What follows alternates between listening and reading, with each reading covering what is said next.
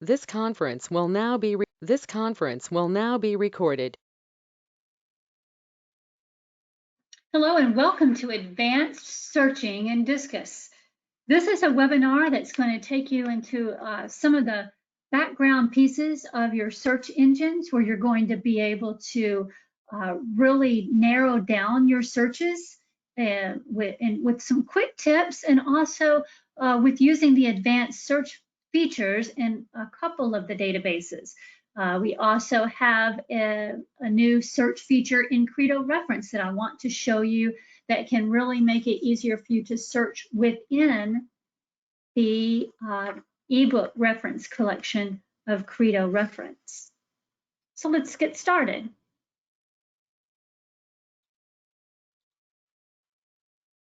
One of the first things that you want to share with your patrons and your students are just some quick tips about choosing the best database.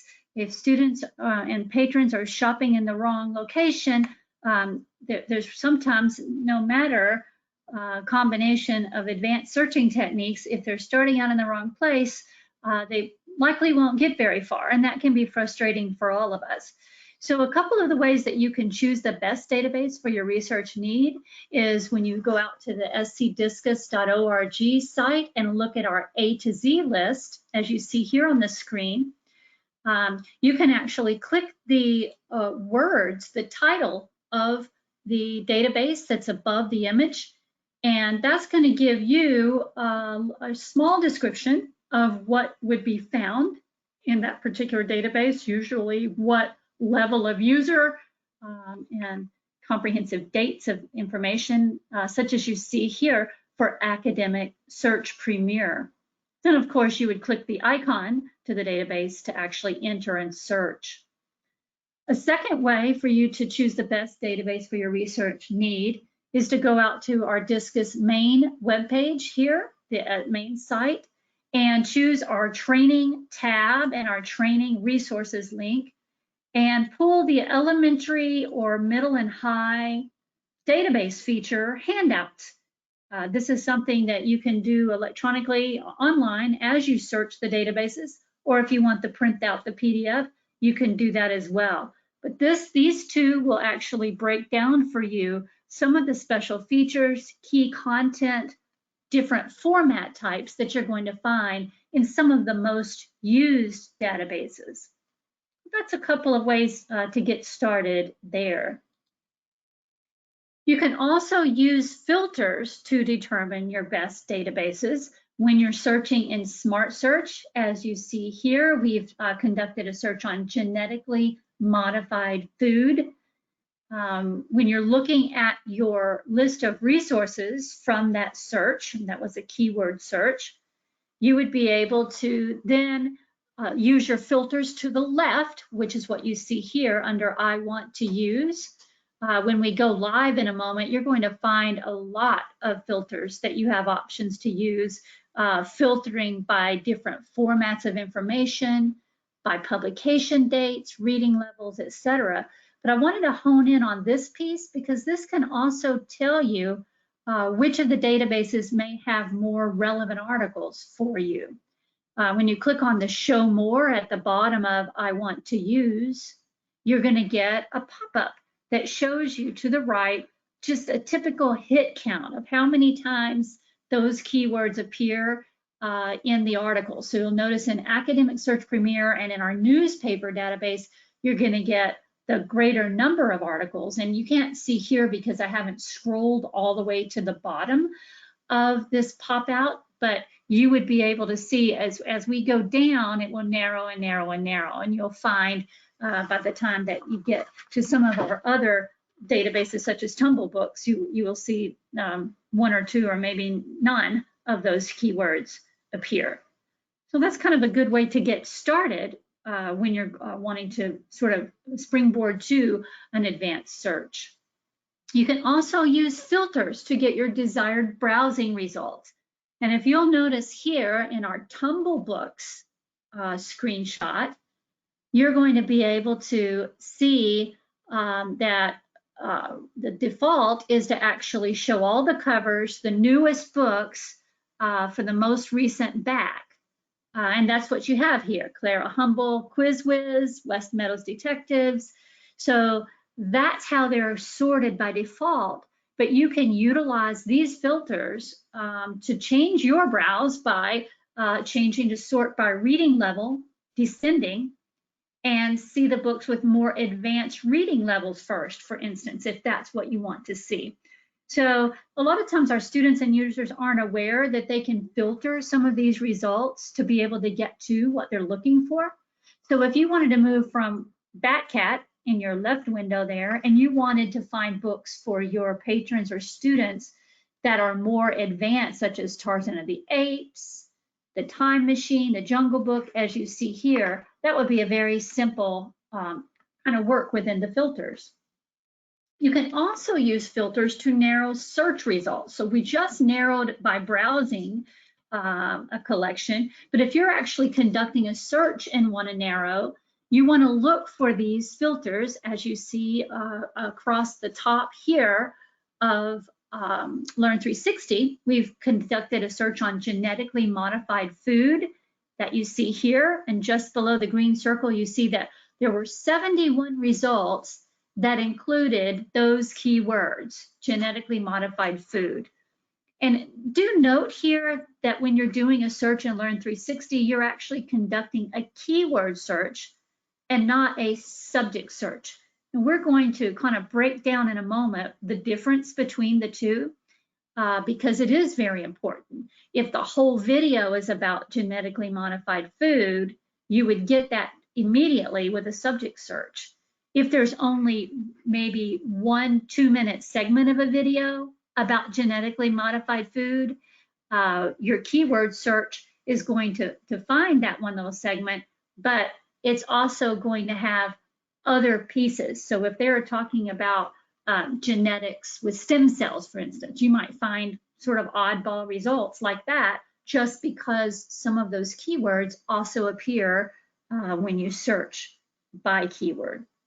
Notice on the right here, when we do filter by copyright date that you see on the right, we only have 5 results. So now we are a little bit, since this is a current issue, we would want to be able to find just those that are more recently written. Notice the one on the bottom left-hand side, the copyright date was 1999. And we've come a long way with, for one, allowing genetically modified food into our food system, but also in some of the technologies and some of the research about the effects it's having on people. So this is the kind of thing you would want to share with your users. Notice you can filter by titles, language types. So if you wanted an animated video, or if you wanted just an educational video, you can filter by grade level. If you need to really focus in on just the middle school years, such as 6 through 8. And then you can also filter by subject. So just start noticing more. A lot of people conduct searches within these databases all the time, just simply don't realize these types of filters are available. You can also use filters within your database search results for several of our databases now, our Gale databases, our EBSCO, and our Credo reference ones allow you to conduct a search like you see here again, our genetically modified food search. But notice on the right-hand side, they are also providing us with the search conducted within some of our other databases, our Science Reference Center here, as you see, our Middle Search Plus, opposing viewpoints. So student or patron would not have to reconduct a new search in another database necessarily. They could start at this point and then narrow and get more focused. So within Credo Reference, I also wanted to show you some of the key features that just recently changed last month since Credo has been purchased by Infobase. You will see that their smart menu that you see in the red box here is now a drop down for you to be able to search by topics, to view their quick tips, and you can run a direct search there for background information there in the search window. So there's the Smart menu. If we search on civil rights, you're going to get a topic page now for every one of your searches. And this is a good way to lead students from a background search into a more advanced search. If they do not know a lot about their topic, it's a great idea to have them look at a topic page, get a good overview of the topic, and then once they have an overview and read some of this topic page, they're going to be able to pull other key terms because they're going to be able to see key people in civil rights, key movements, key events that they could then use as keywords to generate another search in one of our other databases. The other value of this, as you see on the right, is also once they are within a book, so once we click on a title within Credo Reference, there's now the ability to search within that title. So if you're looking at the Encyclopedia of American Studies, your user could search within the title on a specific topic. So if they're looking at the history of games in America or the hula hoop or something specific that they would find within the specific title, they're now able to search directly within a book and not just do that general search that they find at the top of the Credo database. Notice too, if we look at our civil rights results, our topic page is still on the left, but that mind map that you see on the right is yet another way for your students to be able to drill down to specifics within a subject. So they can start here, they can click on any of those other key terms there, individuals there. They're concerned with the law of civil rights. They could click on that and then be able to see their search results and then have any ties from that to our databases, as I showed you on a previous screen. So within the mind map features, they're able to expand that map out each time they click on a new concept. Notice on the top left, if you wanted to enlarge this and make it full screen, if you're using it for a teaching moment at a public library, or if you're using it in your media center for students to come through, you can enlarge this and use this in your presentation. And to your bottom right there, you'll see you can also export to PDF and be able to print out the mind map if you want to share those concepts, those keywords that students would be able to then search on there.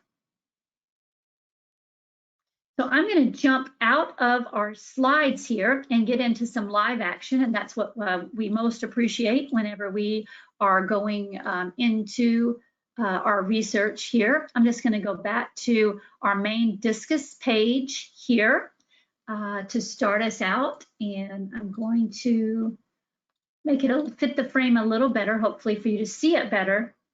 And what we're going to do first is I'm going to go and do a SmartSearch, as we mentioned before, and just show you a few of the things that you can do for an advanced search that can really save yourself time. Sometimes it is difficult to get students to realize there are different mechanisms for them to be able to tailor searches because they're so very used to searching, just going into Google and typing in a long string of words and hoping for the best, that they get the best results. Sometimes it works for them, sometimes it doesn't. But one of the benefits of showing how to do some advanced searching in SmartSearch is students are then more prepared as they go on to a technical college or to a four-year school to be able to understand they do have a little more control of their searching than they thought they did in using the Google search. So we're going to go in here and use our civil rights topic as we did on our previous search. But what I wanted to point out to you first, so that you can see this in the search results, is when I do a keyword search, which is what is indicated here on your left at the top, on civil rights, I have over 5 million search results. And that's because it is looking for those two keywords anywhere in the author, the title, the description, or the full text of an article. So that can be overwhelming to students. And there are a couple of things that they can do there. You'll notice the Start Your Research is a research starter. This is very similar to what we saw when we were in Credo Reference, and I showed you the topic pages. So yet again, they could look at some of these hyperlinked topics if they're specifically looking for the legislation related to civil rights, or they can go into that research starter and open it up and get a very solid background and grasp of the time period, the laws involved, some of the key people involved in civil rights, and be able to then utilize those terms. Maybe they want to combine, they want to search on the Plessy court case or the Brown versus Board of Education. So those would be some of the things they would now see some more specific aspects of that they could then run a complete search on those keywords. So the research starter is a valuable tool, again, to get them started. What I want to back up one step and show you, now that we're out of the research starter, is that if I change that keyword search that gave me the 5 million results to a subject search simply by doing a drop down here and hitting my search button, I'm still going to have a ton of results, but notice I now only have 134. And the more important point of that is now we're going to be having much more specific. Civil rights actually has to be a subject heading. In other words, the majority of the article or the excerpt from a book is going to need to be about civil rights. So it's not going to be just an article that might say, as opposed to civil rights, we're talking about this other movement that was a big movement. So the whole article is about some other movement. But because the word civil rights appeared as a keyword, that's why it was pulling and giving us 5 million instead of narrowing it here. The other piece that you can do, if you notice along the left-hand side of refining those search results on the left, you can see we can filter by reading level or lexile level, if that's a necessary piece that we need to do within all of these 100,000 search results. We can also filter by databases. Again, if we want to see other Discus databases that you see here on the left, if you want to see other database results for civil rights subject search, you can click on any of those. But the other piece that I wanted to show you is sometimes you're looking for a particular format of information.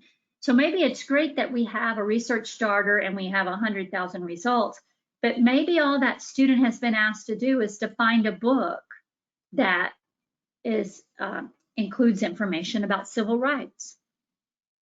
So in that case, a student may go to this I want to see section, which is over here on your left-hand side. It shows the first few types. It shows us civil rights magazine articles, newspaper articles, journal articles, etc., and books, which would be book excerpts. But if I click on Show More, notice I get a pop-up screen on this side that now allows me to not only limit my subject to civil rights, as we've done, but to just view those that are ebooks that are going to give me information. So if I'm not so interested in the primary source documents or specific biographies, but I need a book source for my assignment, I can choose that ebooks, click on Update, and now my result list is only going to reflect those books that are ebooks that are related to my topic. So you can see here we've gone from 130,000 of all kinds of formats down to just 33 that a student could then browse through or continue to set more filters.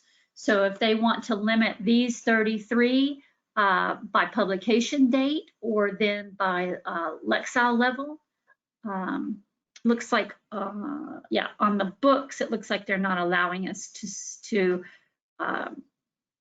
limit by Lexile level, which makes sense because they wouldn't be cataloged in such a way to know that, but they would be able to look at the subject headings. For instance, the second book is actually in the subject heading is juvenile nonfiction. So when they first conducted that subject search at the top, they could say civil rights and juvenile nonfiction, and they would know that any of the results that come up have to fit both of those limits. So these are going to be all of the books that are related to that. The student can then go in, open up the book, browse the table of contents, view the content they want, print specific pages that they're looking for. This is still downloading here for a second. But I did want to show you that they're able to click onto specific chapters here or to download a specific chapter. If they know this sit-in movement, the beginning of the movement, maybe that's what they're assigned to cover in group work, they can click directly onto that to turn to those pages, or they can download that section for that piece. So utilizing those filters is a great way to save time, actually, in the long run, by telling it, you know, you want a subject search, you want something specific such as that. So obviously, when we conducted our SmartSearch, that is more for our middle schoolers through high school and adults. You will also find when you go back out and you're searching Discus Kids, you can do more advanced searching this way as well. So if students are looking for a specific topic, maybe they're looking for something with an environmental issue key to it, or maybe they're trying to find out the effects of genetically modified food on children or something more specific, they can go in and type in specific keywords and again, do the same type of searching and filtering. Usually they're not going to have as many filters there. So if we are looking at Martin Luther King Jr.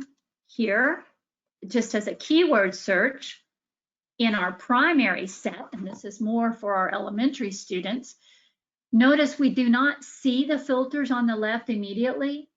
That is really by design so that we're not overwhelming students and patrons. But as you get opportunity to teach the students how to refine their searches, you can actually expand it with these double arrows that are on the left here, to toggle back and forth to just the search results or to the refine results here on the left. So if they're only interested in seeing biographies here, they can limit, and a lot of these are now going to be coming from encyclopedia pieces. That would be encyclopedia entries, as you see here. You can also see that the breakdown that we showed before on various databases from Discus under the I want to use section there on the left. They could then take that search from here to another place. So if they want to be able to see in Britannica Online, for instance, here, they can limit that search. And notice now all of the results that are coming up are coming from our Britannica Middle School here, our Britannica Elementary. So they are also able to take advantage of those search results and filters on the left. And then they could just click directly on that database link in order to take their search a step further to get additional information, as you see here. And This is another good tool too as well, because the students may actually benefit more by the presentation of the information in your Britannica, because if they're not familiar with the term yet, if they're just doing background research on Martin Luther King Jr., they may not know what this word segregation means. So they can double click on that in their Britannica School. The online dictionary pops up. They'll be able to hear it read aloud here, and then they'll also be able to get definitions, key definitions of the word, to be able to understand it as they read. So just being able to work within the searching amongst the databases makes a very rich advanced search piece as well, because the students can really benefit from getting information from the various databases without always going back out to our main search screen and selecting another database and then recreating that search also. So we've looked at subject search versus a keyword search. We've looked at various filters that can be used in different databases in different situations. We've looked at our Credo reference, how we may search there. And I wanted to pause here and ask you if you would post there in chat if any of you have specific search research topics that you would like to see an example of how you would go about searching it with an advanced search approach. If anybody wants to type there and enter it in chat. And you can do that just by clicking on the section in your pop-up window there in the webinar software and click that on. Because this is very rich beyond just using your SmartSearch and your Discus for Kids interfaces. You can also go directly into a database such as Bloom's here. Okay, we have critical essays for middle school students on Animal Farm. That's great, Brenda. I was just heading to one of our databases that we can find that type of information. So we would go into Bloom's literature here. You could also go into the L here for Literary Reference Center. If we go into our Bloom's literature, you will see that the student can go and do a search directly at the top. If they are looking for just Animal Farm, this is a very simple search, but if they're looking for specific characters that are mentioned or symbolism or that kind of information, they could add keywords. So we could click on, we could search on Animal Farm and snowball, as you see here. And I am going to try to enlarge that a bit so everybody has the benefit of seeing what we're doing in that search window. And you can see, once we do that, I'm going to click on search here. And you'll see that not only are they getting general criticism on Animal Farm, they're also getting some specific character information. Maybe that is the character that they're focusing on in their writing. So notice across the top, the tabs that you get, these are reference works that are related, how to write about Animal Farm, thematic analysis, an overview of Animal Farm. So all of these various pieces result, but also they could find criticism, secondary sources that are now going to talk about Animal Farm and the characters and the allegory, etc. here. And any of those, obviously, that are grayed out, as we see here, you wouldn't have them available to you, but those that are active links, as we see here, would be. And let's see here, we have, my fifth graders just did a big research project on topics of their choice. One chose Australian wildfires, which obviously does not appear on my library bookshelf. That's right. Some of these really, really current topics, you're not always going to find that kind of piece. So that's another good reason to pull them into something like Discus, the Discus Kids or SmartSearch for Kids, because they will be able to see magazine and newspaper articles that are covering more of those current topics. So we could go back out there and go into our Discus Kids search, and they could search on wildfires. And actually, I want to show you what would happen if they use just the keywords that you gave me here, Australian wildfires, as a keyword search. Again, those two keywords would need to be somewhere in the article. This one is pulling from Time Magazine. It's Middle Search Plus, you can see here. Okay. And then you can see that they're finding 226 results with the keywords Australian wildfires. They could change that search to subject and type in wildfires and Australia and search. Sometimes this is very useful because you're able to get at something from a different angle that you might not get it just from the keyword Australian. They can kind of learn how to use other subject headings and keywords to get to what they want. So we see we have 83 results here that are going to be coming from various magazines here as well. This one is from Middle Search Plus, and this one is in Cool Magazine. Many of the magazines that come from Middle Search Plus are really targeted and written for middle schoolers or that age group. So this would probably be something that you would want to definitely check that Lexile level to make sure it's appropriate. Many fifth graders, it's fine. For some, it's not. So you'd want to make sure that that's kind of part of the piece as well.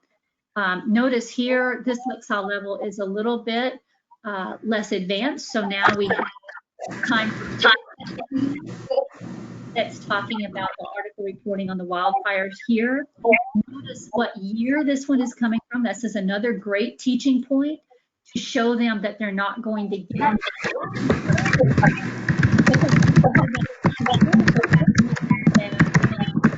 the Australian wildfires aren't just happening now, but have been, happening for years there. So they can also get background information. Notice as we go up, coming back with the most recent articles first and in descending order.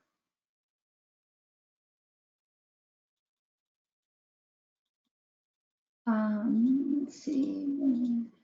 Yeah, there's just so much, and I learn stuff every time I get into databases. Patricia, Sinclair, and myself, we're always sharing back and forth things that we learn, because sometimes the databases add new features. Sometimes they're just things that were there that we didn't realize were there. We just didn't have the time to really notice. So these are some of the things you can do to expand those searches. You could certainly do a similar search as well. We could actually go into, I'm going to try to close down some of these ones that I've opened at the top, but I can quickly show you also we can see what might possibly be available in our World Almanac for Kids databases there. So we could go into just another database to explore. And sometimes this is a very good activity to kind of give students to do first as they're selecting topics to write on. Let's see. So that they can kind of see for themselves which databases might be more adequate. So here we see that they don't really have something specifically on the Australian wildfires. If we search again without Australia, we can kind of see what options might be there. But it's really important that you show students that this can happen in research. Like, for instance, we look here in all of these resources, If we go to geography here as a breakdown of subject, we can kind of scroll through. We're still not seeing a lot about wildfires. So it's good to show students that they're not always going to hit the jackpot, because otherwise students can get very frustrated and not want to search if they stop there. But if you're able to then say, okay, so we know that's not really the best place to look for this one, then you can take them back and take them into another search that might be more specific to what they need. Like we could take them back out to Britannica School here, for instance. And they can also be shown, we can do the Australian wildfires here. And it might very well be that this resource doesn't actually tie the two together. But if we get some general information like what a wildland fire is, here the second entry, and they get some background information, that could still be very useful for their research, but they would then need to find those articles that include Australia to be more specific to a particular geographic location. So all of this is just information literacy skills, and I know you can't throw it at them all at once, but for them to realize they will hit the brick wall sometimes is one of the better learning objectives, so that they can see that they can get beyond it. They can continue to look for other things. Let's see if we have any more comments here. Okay. I do want to let you all know that I am doing a more in-depth advanced searching in Discus at the SCASL conference in March. And I do hope that you'll be on the lookout for that if either of you are attending there. It's going to be an interactive piece with a lot of more complicated types of research, even beyond this, but certainly using some of these. But there are just times whenever students, maybe in middle school and high school, are being introduced to maybe the Harlem Renaissance or to a whole new genre of writing. I'm going to click on Literary Reference Center just to show you an example as well. So it may be that they're needing something that's much more advanced, like maybe they've been told you need to identify an a female African-American author that's written during a certain period, or a Native American author, and explore their works. So that's when they're going to need to be able to use these advanced search capabilities that are actually built into the databases, so that they know that instead of typing an entire string of female African-American author and not getting any good results, they can actually go into an advanced search framework such as this and be a lot more specific. For instance, here on the right, literary author's gender, female, because that's what we had actually asked for. Nationality there. Literary genre, if you're having them look up a poet, maybe a female poet. So they can now limit to a female poetry, and then if there's a certain time period between a certain year, they can limit that. We had mentioned here we wanted her to be African American, so here on your left. So they can get very specific with some of this searching to find African American female poetry here. And all they need to do from that point is to click on their search here at the top, because they've now limited it. And here's what they get. They have Alice Walker, Michelle Cliff. They've got various links to authors here. So if they wanted to get more familiar with the works of Walker, they could now go to this resource. They say, oh, Nikki Giovanni, Nikki Giovanni. Now they can take that search out into the other databases to revise their search again. And finally, if you look on the left here, they also have filters that are inside the Literary Reference Center. So if they're just strictly looking for biographical information on these poets, they could search biographies. If they want literary criticism, etc., so they can get a little bit more specific by using filters within this piece as well. So there's just a lot to be had within searching, really using Discus more than just for a general search, which is fine if you're just, studying the biomes and you're looking at grasslands and this and some very obvious, easy searches. But when you start getting a little bit more technical, this is when that advanced searching, those tips really do start coming into play. Do we have any additional questions from either of you? Of course, we always love to put our contact information up on the screen because, again, I have had some very interesting questions throughout the year. One of the best was a media specialist whose geometry teacher and social studies teacher were team teaching a unit, and they were needing to do research on William Penn's grid cities because their geometry teacher was having them actually design their own cities with specific geometric angles. And that ended up being an entire research project that took them through Credo Reference, some of the EBSCO databases, and a variety of other databases to actually get something that specific together for their searching.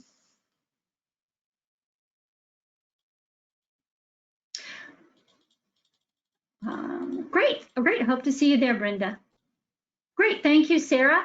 I appreciate your time this afternoon, and we'll continue to offer you more webinars. And if there's ever a webinar topic you want specifically done, I would be glad to accommodate and add it to our schedule. So if you all have topics, you can also email that to me as well.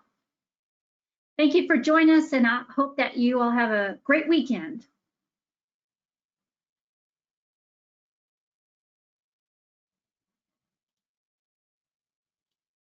This conference will now be recorded.